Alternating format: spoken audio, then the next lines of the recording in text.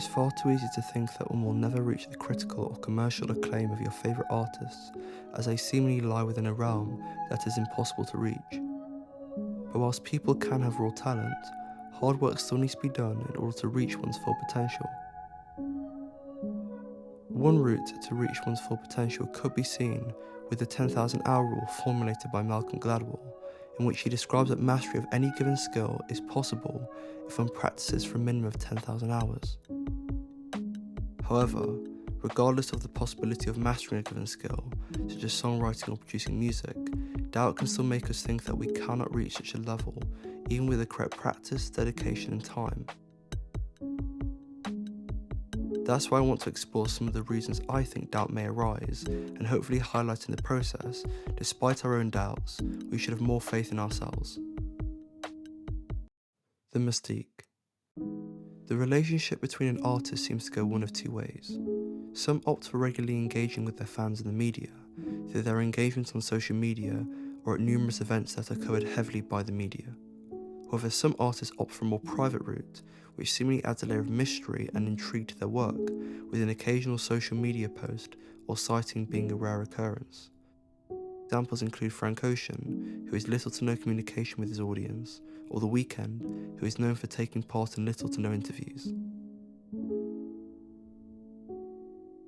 Regardless of an artist's presence in the media, artists are often very secretive about how they create their music. Whilst artists like Tyler the Creator and James Blake via interviews are open about their creative endeavours, little is often known about how some artists create their music. Due to their lack of transparency, it could make one feel as though reaching the level of artistry shown by such musicians isn't possible, especially when they've released an amazing body of work, with carefully crafted narratives, interesting production choices, and beautiful lyrics.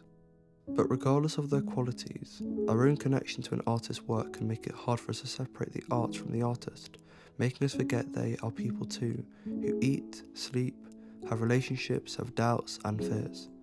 This means that however mysterious they seem, they are still human beings who've had to work at their craft and have produced art with a combination of raw talent, hard work and luck. So even if you don't believe you have the raw talent, putting in the work and growing as an artist can be done. However, you're not going to go from playing a C major chord on a piano for the first time to headlining Glastonbury overnight. It does take time and patience. Therefore, you might as well have fun creating, because one focus on trying to make an amazing end product that could stand beside your favourite songs, I think the pressure to do so quickly kills your creativity.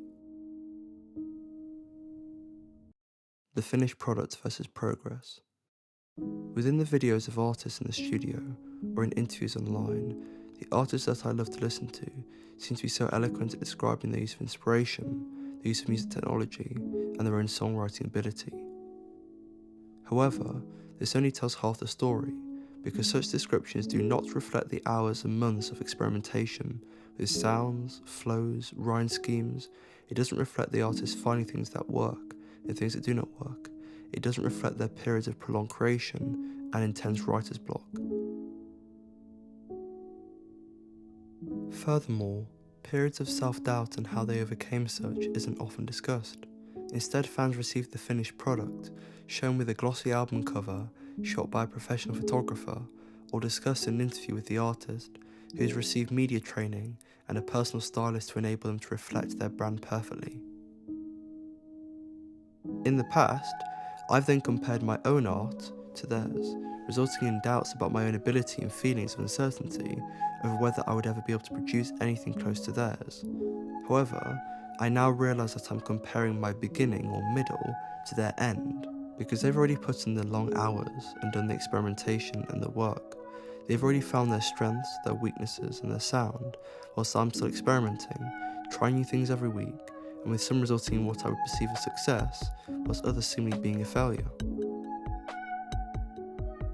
So even though I will always experiment with sounds and work hard to produce the art I think is cool, I now know that I am in a different position to such artists and will progress at my own rate.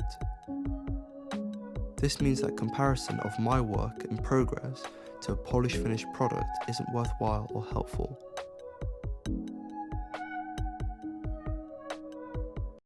The resources available to you. The abundance of videos online across YouTube, Instagram, TikTok and Twitter of people making music, covering music, talking about music and performing music can be overwhelming, especially if you are someone who is only starting out and wants to create. Other such challenges can arise. For example, when I first started producing some of my own music, I quickly realised producing music is a whole other challenge to writing music, from production choices to vocal delivery to mixing and mastering. Additionally, when one looks online, the number of people that seem years ahead of your own capabilities can seem daunting, leading to you questioning if one could get anywhere close to them.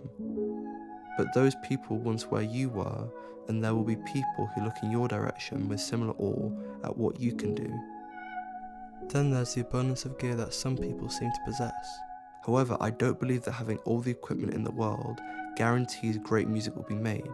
It can definitely help, but as the saying goes, you cannot polish a turd, and as I'm saying this, you can probably think of major artists that have released music with an unlimited budget that felt flat, lifeless or uninspired. That's why I try to make music with the resources I have, and so for years I only wrote and recorded songs on my phone due to having a lack of resources and equipment. However, I don't think I was creatively disadvantaged because instead, I believe I had to be more inventive than I would have otherwise been if I had had an Apollo Twin audio interface and a U47 microphone. Regardless of how impossible it may seem to release a song, make that piece of art you dream of, or incur the same kind of critical acclaim as your favourite artists, there is hope. At some point, those artists were in the same position that you were, and more than likely had similar doubts over their own ability. However, success by personal or external metrics will not happen overnight, and instead will take a lot of time, effort, and more importantly, patience. So continue to work hard, continue to learn, and most importantly, continue to create. Thank you for watching this video. Please like, subscribe, and comment down below.